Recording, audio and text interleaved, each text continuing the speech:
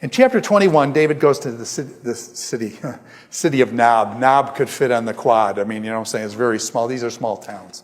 Small towns. He goes to Nob, which is a priestly town.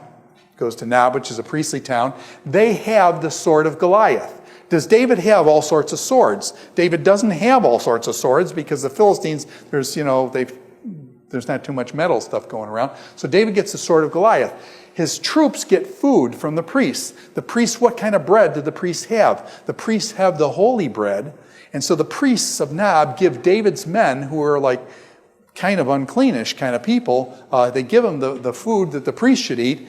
And then what happens? David then leaves. He's been fed. He's got the sword of Goliath. Now he leaves. Who shows up? Saul is actually just down the road from there. I don't know, 5-10 miles from there.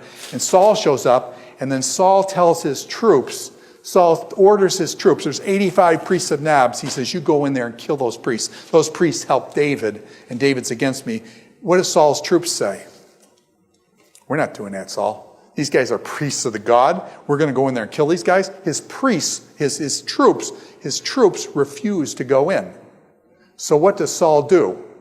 He talks to a man named Doeg the Edomite. One guy. And he says, you go in and kill the 85 priests of Nob. The priests were helpless. And Doeg the Edomite, by the way, an Edomite is whose descendants? You should know that by now. Esau's descendants. Esau's descendant. Whenever you see Edomite in Scripture, what do the Edomites do to Jews? They kill them, okay? Who's the most famous Edomite that you know? You all know this person. Herod. King Herod that killed the infants in Bethlehem. He was an Idumean, which is a descendant of the Edomites. Okay, and so the Edomite, Doeg the Edomite, kills the 85 priests of Nob. Really bad scene. David flees, he gets away, but the priests are dead at Nob. Really bad scene. David then runs to Gath. He goes into Gath, and he gets into Gath. This is a funny story, actually, in the second part of chapter 21 here in 1 Samuel. David gets into town. He comes marching in with his guys. He's got all these warriors with him and stuff. And he says, hey, we want to join you Philistines. We'll be mercenaries for you guys, things like that. And what do the women in the town remember? They remember the song, Saul has killed his thousands and David his tens of thousands. And so they say, isn't this the David that they said had killed the tens of thousands? And you're going to let him be in our armies? And so all of a sudden David realizes it's going bad. So what does he do? He pretends like he's crazy. And it says the saliva goes down his beard, and he's just spitting on himself, kind of like I am up here. But anyways, it comes down over his face, and they say, this guy's crazy. This guy's out of his gourd. Why would we mess with him and things? By the way, do people ever use insanity like that? Was that a very smart move on David's part? Yes, because they were going against him, and he probably would have got killed there. When he pretends he's insane, let me just tell you another story from the prison. This is a maximum security prison. The walls were 40 feet high with barbed wire on the top. They were about 10 feet thick. It was built in the 1800s. There's one guy in the prison who would go up to the wall. This is no joke. Every day, this guy would go up to the prison and scream at the wall. He'd go up to the prison wall and he would scream at the wall. All the guys in the prison, now everybody in there is crazy, okay? But is there crazy? This guy is crazy, okay? Everybody, you don't go up and scream at a wall all day and do that day after day. So everybody in the prison knew this guy is like crazy. Now question, do you mess with crazy people? You're a big guy, I lift weights 8 hours a day, I'm a big and strong guy and stuff. Question, he's crazy, do you mess with him? Can you intimidate a crazy person? Question, is it crazy? Suppose he's just a little guy. Is it crazy little guy? Is it possible he might pull out some sort of weapon and stick you because he's absolutely crazy? He doesn't care how big you are because he's crazy. He doesn't know fear because he's stupid. Okay? And so it turns out that people don't mess with crazy people. That's the truth in the prison. Actually, I had some people in my class that thought this guy wasn't crazy at all. They thought that he was just pretending to be crazy because he didn't want to be messed with. Okay? Now, David pretends to be crazy, and by the way, does it work? Question, if you kill a crazy person, what happens? In ancient days, they were very superstitious. If he's crazy and you kill him, what he's got can come on you. If you kill him and he's crazy, what he's got can come on you. So you leave crazy people alone. You don't want what they got. And so you don't hurt them, lest, whatever they got comes on you. And so it's kind of this notion of sympathetic magic. You leave it alone so that it doesn't come on you. And stuff. So David actually a pretty smooth move there, but he's kind of dumb to go there in the first place, in my opinion. Now, he goes to Keilah, and this is in chapter 23, in the city of Keilah, and let me just kind of narrate the story. The city of Keilah is being attacked by the Philistines. So the Philistines are beating up on the small town of Keilah. David and his boys go up there and they deliver this town from the Philistines. So David frees the city from the Philistines, delivers the city. Now David then comes to the Lord and he says, God, he brings out the ephod and he says, I got something I want to ask you. O Lord God of Israel, this is chapter 23, verse 10. O God of Israel, your servant has heard definitely that Saul plans to come down to Keilah and to destroy the town on account of me. Will the citizens of Keilah surrender me to him? Will Saul come down, as your servant has heard? So David says, God, I got two questions. Will Saul come down here to try to kill me?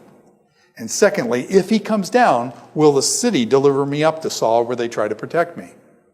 God says, David, Saul will come down. And number two, they will deliver you up to Saul. What's David say? Thanks, God. I'm out of here. And David takes off. God said, Saul will come down and they will deliver you up. Did that ever happen? Saul did come down. Did they deliver David up? No. David skedaddled and got out of there. So did God tell David something that never happened? Did God tell David something that never happened? Had David stayed in the city, would he have been delivered up? Yes. But David said, okay, now that I know they'll deliver me up, I'm getting out of here. So God told him something that was possible in the future, but David chose a different direction so that never happened. Does God know possibilities that never happen? Now, had David stayed there, it would have happened. But David said, I'm not stupid. I'm not staying here if they're going to deliver me up. I'm getting out of here. Okay? So God told him here something that never happened. And so this is the thing at Keilah. And I think this is what God knows things that never happen.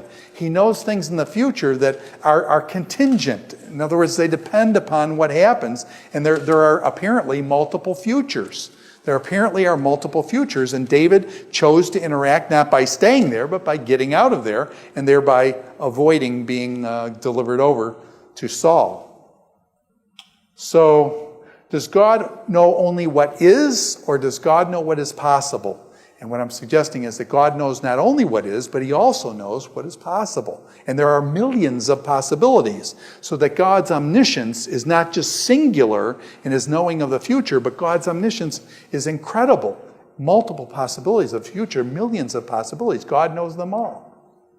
So ultimately I go back with, and at this point you can obviously disagree with me. Some people have a more deterministic way of looking at the future. I basically think that this leaves open the possibility of choice and freedom, that human beings can make choices and that human beings can help shape the future.